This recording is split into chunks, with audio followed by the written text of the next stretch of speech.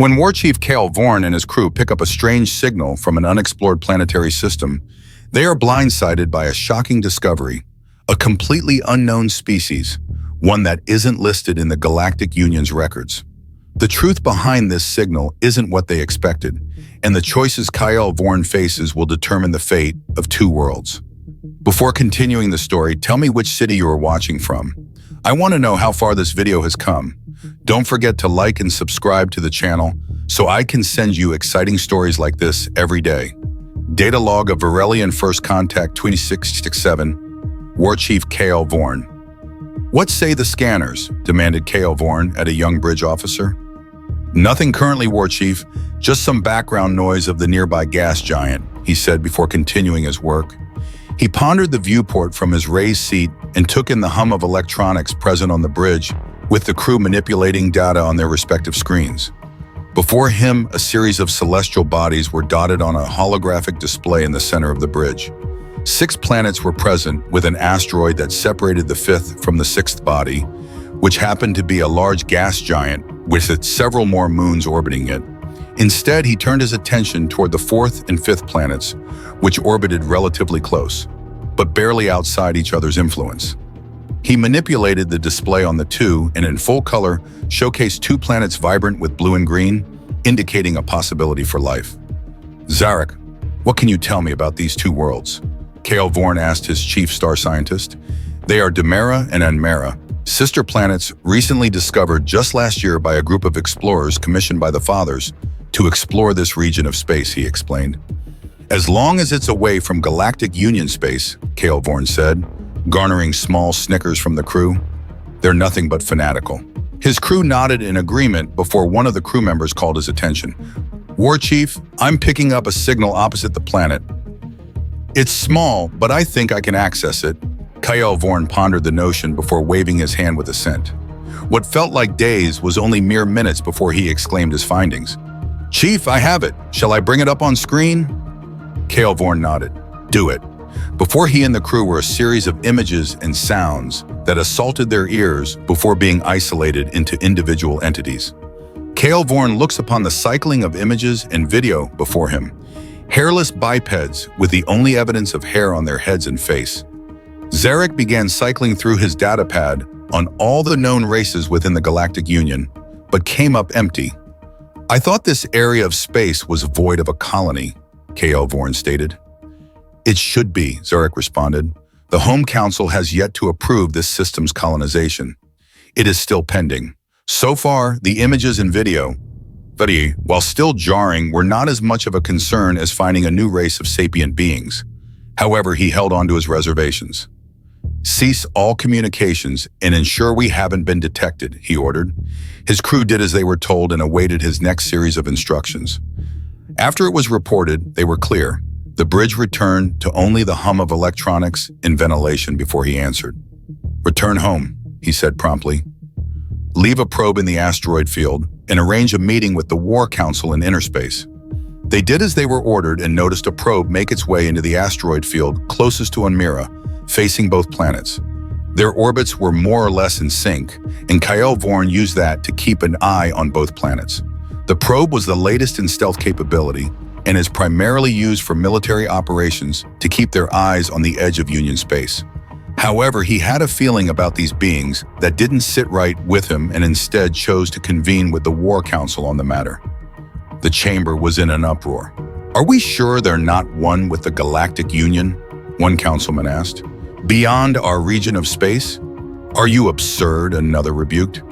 This continued with Warchief Kael Vorn standing before them as they argued among one another before ultimately turning their attention toward the one in question. What say you, Warchief? The centermost council member beckoned. His demeanor was calm, and his leathery-like skin was wrought with creases and scars from battles past. I have provided what information we could gather, he said, projecting the information on a hologram projector in the center of the room. Many of the photos and videos showcased were innocent, showing parental figures and their offspring, much like how his people would memorialize their travels. However, we did come across what seems to be a news report within their people. Phonetically, yes. Our language is similar. Their script, however, is vastly different from ours. I had some of our technicians translate it. He turned on the audio log across the bottom. TRSC Troop Secure Refinery Depot in Valoria System. Do they use Galactic Common, Warchief? One council member asked. Phonetically, yes, our language is similar. Their script, however, is vastly different from ours. I had some of our technicians translate it. He turned on the audio. Republic forces in proximity to Valoria System, led by Vice Admiral Drevin, retook control of the largest refinery in the system, and workers are rejoicing at their rescue. On the ground, leading the decisive assault was Lieutenant O'Brien, who... The feed was cut off, and the council members groaned with dismay. I am sorry, but that was all we could retrieve before we had to leave the system. Kael Vorn responded to their groans. The council members looked at one another and began their debate. If this is truly an independent race, should we not induct them under the Union? One in green robes suggested, but was rebuked by one dressed in red. Are you crazy? Our relationship with the Union is too strained to bring them in. I'm surprised they haven't sent the Flag and Legion unions after us. As long as they hold up their end of the treaty, we should be fine. I think we should make diplomatic contact with them. Another in blue added to the conversation. This would continue back and forth, and Kael Vorn could do nothing but wait. After several hours, it seemed they had finally come to a final decision. It is the opinion of this council that this new race be promptly and swiftly eradicated. A member who donned purple spoke. May I ask the reason? I find this decision most ill, Kael Vorn responded. The one in purple rose. He had an arrogant face, and his actions felt like they were wishing for a fight. You know our history with the Galactic Union and our hard-fought war to gain our independence from them. Kael Vorn nodded. We simply cannot risk another species into the fold. They have shown that they still fight among their own and show no sense of unity. In any case, this might provide a needed advantage to gain favor with the Union, he said, his nose raised slightly to the air. Do you accept this task? I do, Kael Vorn said, kneeling. He was dismissed and he left for his ship. The decision weighed heavily on his mind. He would resolve himself and complete his task. He entered his ship and with his battle group, set off to their first target. Kael Vorn and his battle group drifted through space, scanning all parts of the sector. They entered from the outermost part of the system with the planets Demera and Enmera. Ensure all ships are at stealth output and jam any signals that enter our sphere, Kael Vorn commanded. He peered out into the void and magnified images of the respective planets were in front of him. He noticed more buzz around the bodies, more than before, and issued a caution to the group. He once again thought to himself about the purpose of his mission. He understood that what he was about to commit goes against much of what he believed in, but found ways to rationalize it. Steeling himself, he spoke to the group. Attention to all within the War Council's attack force. We are about to engage whose expansion is imperial and threatens our borders.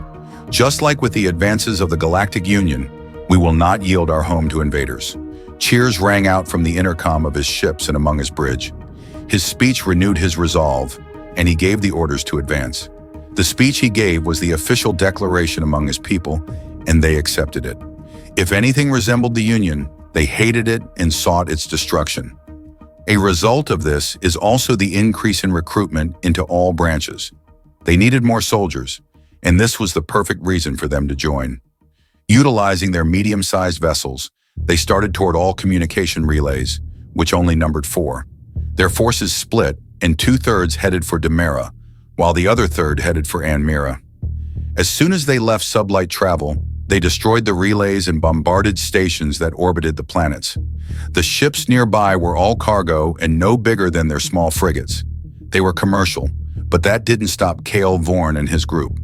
They continued their sudden attack and chased any ships that tried to leave, jamming all signals as they did so. When their scans showed no movement, they turned their sights onto the planet and sent out raiding parties.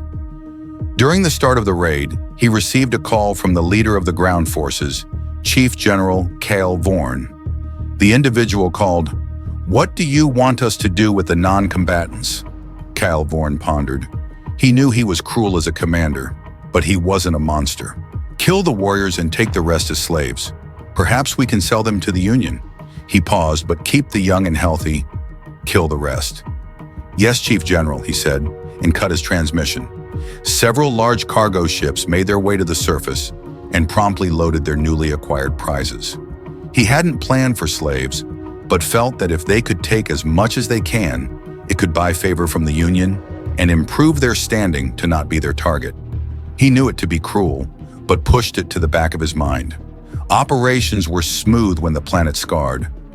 He and his group pressed on before receiving notice from one of his crewmen, Chief General, picking up a singular ship on the edge of the system. "Do we have ships nearby to intercept?" He nodded. "We do, already on their way." Kael Vorn nodded. The ship in question was a stubby ship with room for two, and the engines made up almost the entire ship. Nothing was outstanding of the ship to warrant suspicion. It just looked odd. As he was peering at the holoprojector, he was notified again by the same previous crewman. "Sir, the ship is leaving the system, toward an inter-system gate they had entered from." He raised his non-existent eyebrows, urging the crewman to continue. "We got scans of the ship from the closest interceptor." He paused. "Sir, it's a data runner." "What?" Kael Vorn roared. "After it and destroy it." The three interceptors fired a volley of projectiles, largely missing their mark. The craft was accelerating faster than the interceptors before it opened a tear in space near an inter-system gate. Kael Vorn was dumbfounded, along with the rest of the crew. Among the silence, he heard a mumble from one of the crewmen who manned the sensor arrays on the ship. "They don't use a gate," he said in an audible whisper. "But that's impossible." "Creo, what's he talking about?" Kael Vorn ordered from his chief scientist. It appears that this race doesn't use the conventional inter-system gate that us in the Union use." He swallowed. "Instead, they just tore through space and, well, vanished." He was at a loss. All ships, both Varelian and Galactic Union, utilize two forms of travel. Sublight is used for travel between celestial bodies in a system and the inter-system gate, a tunnel of space that connects one system to another. Previous eras utilized large gates that could open up an interspace gate, but now ships have that technology on board, and they can open it if they are close enough. So whatever this ship did was outside their realm of knowledge. Forcefully, he shoved those thoughts aside. "All ships advance to the nearest IS gate and await your orders. All slave ships proceed home. I will send word of our cargo." Kael Vorn cut his transmission and proceeded toward their designated spot. "This is just the beginning," he said aloud. His crew nodded, and he and the rest of his fleet readied before the inter-system gate. As he said, he relayed word to the War Council about their latest cargo and what was to be done. With that out of the way, he pressed on and waited until all available warships were present before entering the gate. Before advancing, he addressed all ships present. "Now is the moment of truth. We are embarking on a journey foreign to us. Much like the Union, this republic has encroached on our territory without so much a warning. We will not yield to invaders. Press on." A large circular gate opened that separated tunnel space from real space. The tunnel swirled in green and white with jagged sparks of plasma intermittently dancing from the tear in real space. One by one, Varelian ships entered the gate, and as the last entered, space was returned to its silent void. Damage to long-range transmitters. Hard data only. ETA 7 days to Sol. End transmission. This story is just the beginning of the challenging journey Warchief Kael Vorn and his battle group will face. The tense moments, difficult decisions, and the emergence of a mysterious new species promise many surprises and challenges for the characters. Will they overcome this threat, or is an even fiercer battle waiting for them ahead? The answers will be revealed in the upcoming chapters. If you've enjoyed this story and want to follow Kael Vorn and his crew's journey further, don't forget to subscribe to our YouTube channel today. We'll be bringing you more thrilling tales and exciting discoveries. Hit the subscribe button and ring the notification bell so you don't miss any of our videos. Thank you for watching, and we hope you enjoy your time with us.